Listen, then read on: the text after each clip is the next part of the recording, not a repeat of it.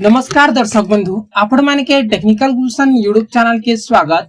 दर्शक बंधु आज मोस्ट इंपोर्टेंट हेबा जहा कि आपण माने थंबनेल देखि ही जानथिबे।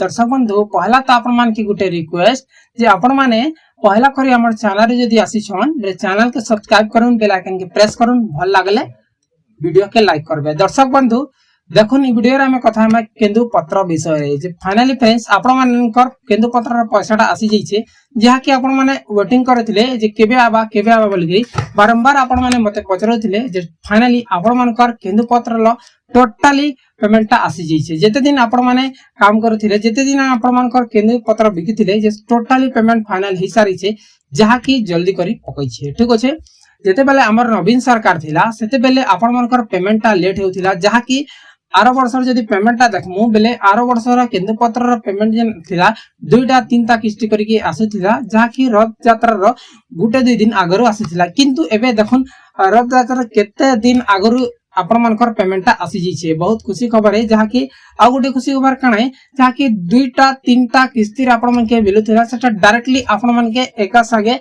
आपण मानकर केंदु पत्रर पैसाटा आसी जिछे जहा कि आपण माने स्क्रीनशॉट देखि पारथिबे।